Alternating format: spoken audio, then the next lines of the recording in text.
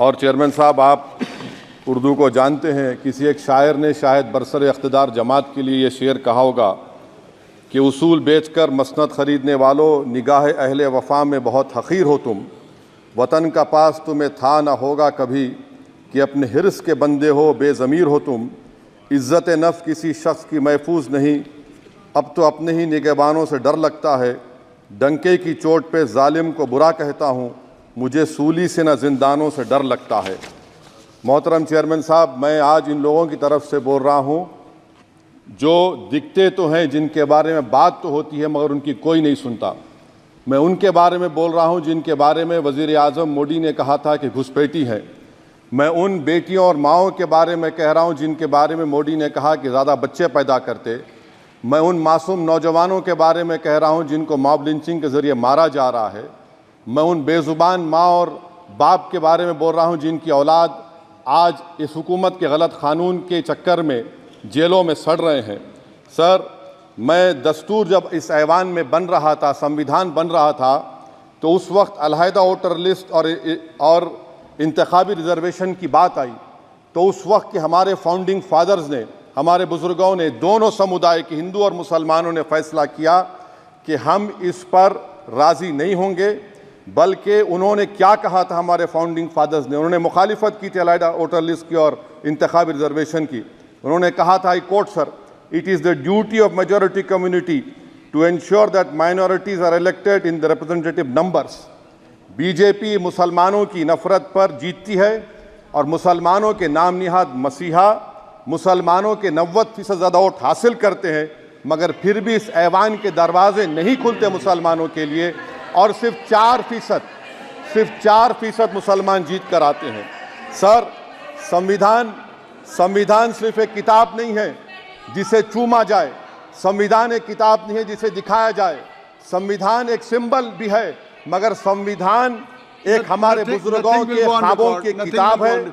हमारे जमहूरियत को हमारे बुजुर्गों ने इस तरह समझा, हमारे फाउंडिंग फादर्स ने इस तरह जमहूरियत को समझा कि इसमें हर समुदाय और मजहब और समाज के मानने वाले लोगों की राय को शामिल किया जाएगा इस मुल्क को चलाने के लिए। मगर इस ऐवान में सिर्फ 4% मुसलमान जीत कर आते हैं। मैं संविधान से जो मोहब्बत के दावे करते हैं उनसे कहूँगा कि कभी उठाकर पढ़ो कॉन्स्टिट्यूएंट असेंबली डिबेट्स में कि नेहरू ने, HC मुखर्जी ने, सरदार हुकुम सिंह ने माइनॉरिटीज़ के बारे में क्या कहा था। सर, वतन अजीज़ का मुस्तकबिल कैसा होगा जब बीजेपी मुझे गायब करना चाहती है और दीगर हिज़्ब इख्तिलाफ की पार्टियां के लिए मेरा वजूद सिर्फ वोट डालना और अपनी खबर में जाकर सो जाना है। इसीलिए आप देखते हैं कि ये समाजी इंसाफ है सर कि 4% मुसलमान जीत कर आते हैं। सर, इस ऐवान में OBC समाज के MP अब अपर कास्ट के MP के बराबर हो चुके हैं। OBC समाज के MP अब अपर कास्ट MP के बराबर हो चुके हैं और 14% मुसलमान सिर्फ 4% जीत कर आते हैं। CSDS का डेटा ये बताता है कि इस मुल्क में जो वोट बैंक है, जो एक मुश्त वोट डालता है, वो अपर कास्ट का है। मुसलमान का कभी ना वोट बैंक था ना कभी रहेगा। सर, 4 जून के बाद 6 मुसलमानों की मॉब लिंचिंग हुई, 11 घरों को मध्य प्रदेश में मोदी के बुलडोजर ने निस्तो नाबूद कर दिया। हिमाचल प्रदेश में एक मुसलमान की एक दुकान को लूट लिया गया और हिज़्ब इख्तिलाफ की पार्टियों की तरफ से सन्नाटा है। शायद अब वक्त आ चुका है कि लफ्ज़ मुसलमान का नाम लेना भी अब उस पर पाबंदी आयद कर दी जाएगी। सर, मैं ये बात बताना चाह रहा हूँ कि नरेंद्र मोदी को जो मैंडेट मिला है। एक मिनट, आप लोग बैठ जाएं, कृपया आप लोग बैठ जाएं। श्री मनसुख मांडविया जी, आप लोग बैठ जाएं, कृपया माननीय सदस्य बैठ जाएं। श्री मनसुख मांडविया जी, कृपया आप लोग बैठ जाएं। अपने प्रारंभिक आप लोग बैठ जाएं, आप लोग बैठ जाएं। माननीय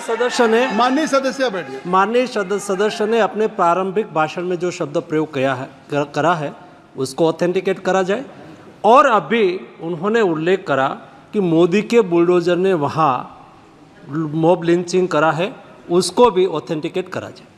निश्चित तौर से इसको ठीक है। ओवैसी साहब, जब भी कोई बात नहीं सर, आप चेयर पर बैठे हैं जी, इसलिए आप मंत्री जी को पेट में दर्द हुआ, माशाल्लाह, शुक्रिया उनका। नहीं, तो सर, मैं ये मंत्री की जवाबदेही है। ये नहीं मंत्री इससे की बुरी जवाब बात क्या है? पेट में दर्द हो सकता है। वो दर्द ये सब ठीक अच्छा, नहीं। दर्द हुआ, चलिए दर्द हुआ, दिल का दर्द हुआ। तो सर, जो नरेंद्र मोदी को मैंडेट मिला है वो सिर्फ और सिर्फ मुसलमानों की नफरत पर हिंदुत्व की वजह से मिला है। I would like to say it is not Modi's in dock, but every single person voted him despite his anti-Muslim voice. And I would like to tell the opposition parties, this is not a moral victory for you. This is a victory of majoritarianism. Everyone should contemplate and do introspection. Why is it that the OBCs and the upper caste are getting their due representation? Why are the Muslims not getting? Are we here only to vote for you and not to get elected? If that is the case, please tell us that we are only here to vote for you. Sir, आज भारत के आधे नौजवान बेरोजगार हैं और रोजगार की तालाश, बेरोजगारी का आलम यह है सर कि मोदी सरकार के 5 साल में 75 लाख एस्पिरेंट्स की जिंदगी बर्बाद हो गई, 6 पेपर लीक हुआ। बेरोजगारी का आलम यह है सर कि रशिया जा रहे हैं, वहां जाकर अपनी जानों को दे रहे हैं। बेरोजगारी का आलम यह है कि नरेंद्र मोदी रोजगार का कैंप चलाती है नौजवानों के लिए कि तुम इजराइल में जाकर काम करो, उनको कैनन फॉडर बना रही है ताकि फलस्तीनियों की जायदादों को हड़प कर सके। ये भी कंक्लूड करें। अरे सर, मेरा टाइम है।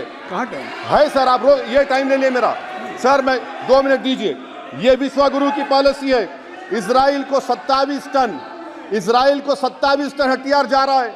9 मिलियन भारत के लोग गल्फ में काम करते हैं, क्या असर पड़ेगा? 47,000 इजरायली फलस्तीनी मार चुके हैं। क्या है हमारी पॉलिसी सर? क्यों हथियार दे रहे हैं सर? नस्लकशी हो रही है। सदर जमहूरिया के खुतबे में राष्ट्रपति के सर, मैं उसी पे बोल रहा हूं सर, उसमें लिखा हुआ है फॉरेन पॉलिसी के ऊपर, आप पैराग्राफ नंबर 25 देख लीजिए। सदर जमहूरिया में सैचुरेशन अप्रोच है। क्यों नहीं मोदी सरकार माइनॉरिटीज को फ्री स्कॉलरशिप को डिमांड करती है सर? उसको आपने बजट कम कर दिया। सर, बनारस का बुनकर 18 महीने से मंडी का शिकार है, सूरत और बेंगलुरु जा रहा है। सर, आखिरी बात कंक्लूड कर रहा हूं, आखिरी बात सर, पनून केस में निखिल गुप्ता, मोदी ने कहा था कि हम घर में घुसकर मारा, तो निखिल गुप्ता को किसने ऑर्डर दिया था पनून को मारने का? अगर नहीं दिया तो उसको बचाइए, और अगर दिया नहीं तो फिर उस पर पीएमएलए क्यों नहीं लगाते? सर समाप्त करो। कमेटी बनाई आपने, उसका क्या हुआ? सर, हम एससीओ को नहीं जा रहे। सर, मैं आपको बता रहा हूं कि मैं अपनी इस तकरीर को टीपू सुल्तान की नजर, सुनिए सर, अब हो गया, खत्म कर रहा हूं सर। मैं अपनी तकरीर को टीपू सुल्तान के नजर कर रहा हूं। ये टीपू सुल्तान की फोटो है, क्या आप इससे भी नफरत करेंगे? सर, ये संविधान में टीपू सुल्तान की फोटो है जिस पर वल्लभ भाई पटेल ने साइन किया, श्यामा प्रसाद मुखर्जी ने साइन किया। ये आपकी नफरत है सर। आखिर में मैं अपनी बात को खत्म कर रहा हूं इस शेर पर कि क्या दिन दिखा रही है सियासत की धूप छांव, जो कल सपूत थे वो कपूतों में आ गए, थे इस कदर अजीम के पैरों में ताज थे, इतने हुए जलील के जूतों में आ गए। बहुत बहुत शुक्रिया सर।